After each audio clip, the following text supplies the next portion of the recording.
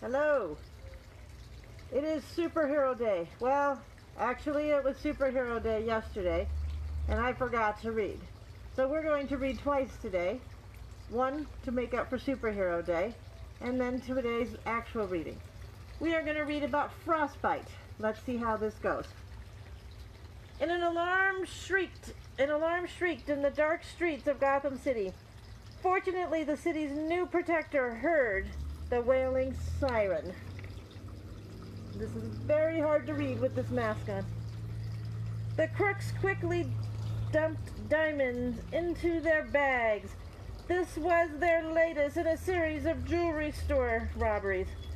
They had timed it perfectly. One of the thieves glanced at his watch. "We have 45 seconds before the police show up," he said. "Let's move." Suddenly, something crashed through the skylight above. It was Batman. He hurled his special batarangs at the crooks. 45 seconds is all I need," said Batman. "I'll have you tied up and ready for the police." One of the crooks raised a gloved hand and blasted Batman with a column of ice. A wall of ice formed between Batman and the thieves. The crooks escaped through the front door. "That's Mr. Freeze's glove," Batman thought. "How did these crooks get it?" Batman paid a visit to Mr. Freeze at Arkham Asylum. Mr. Freeze was once a small-time jewel thief named Victor Freeze. After an accident, his body changed.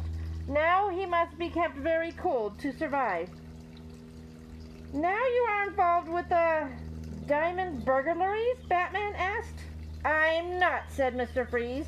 "As you can see, there's no way I can leave the safety of the Freeze field." Back at Wayne Manor, Bruce read an interesting article in the newspaper about the world's biggest diamond. The giant gem would be displayed at Gotham's Museum of Natural History. If the crooks were working for Mr. Freeze, they might try to steal the jewel. "I think Batman will pay a visit to this exhibit," Bruce told his butler and friend Alfred.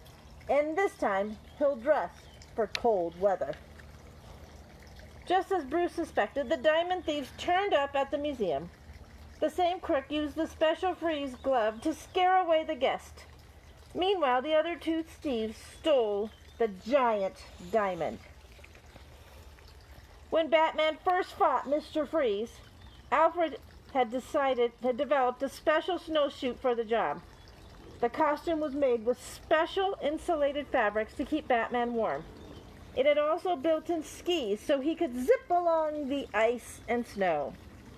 Batman knew the suit would come in handy against his own frigid foe. The crooks lit a fire to cover their escape. The heat from the flames made Batman very hot inside the insulated costume. The museum sprinkler system put out the fire, but it was too late. The thieves had escaped with the diamond. The next day, the thieves gathered on Mount Gotham. The crooks used the large diamond to complete a giant freeze field projector. Then they hit the switch. The dish blasted the entire system. All of Gotham became as cold as it was in Mr. Freeze's cell. An orderly at Arkham Asylum dropped Mr. Freeze's lunch tray. He was overcome with stiffening cold as Freeze Field covered the city. "Thanks for leaving the door open," Mr. Freeze laughed. "I've decided to eat out today. I'll keep Gotham on ice until every city block pays me to turn off the freeze field in that section of the city," Mr. Freeze told a local news crew. "And if anyone tries to stop me, I'll flash freeze the entire city with a flick of this switch." Batman had already figured out Mr. Freeze's plan. The Dark Knight strapped on his Batglider and soared toward Mount Gotham. Batman swooped in, slicing through the freeze switch with a well-armed batarang. Then he threw flash capsules to distract Freeze's men.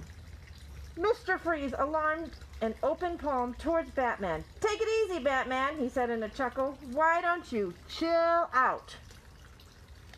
Batman retracted with wings on his bat glider so he could take down Mr. Freeze himself. Then a blast of ice slammed into him. The caped crusader was frozen solid. This time Batman was ready. He pressed a button on his utility belt. The tiny heating coils in his suit glowed hot red, melting his ice. Water from the melting ice dripped onto the freeze field projector. Sparks danced across the dish as it malfunctioned. Free from the ice, Batman landed on a flying kick to the giant dish. It spun toward Mr. Freeze as it began to overheat. "No!" yelled Mr. Freeze. The dish blasted the cold criminal with all its freezing force.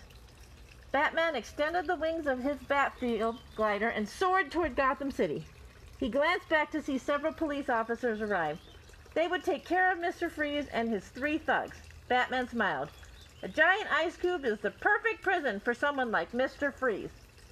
We hope you have a superhero of a day, and we will see you shortly.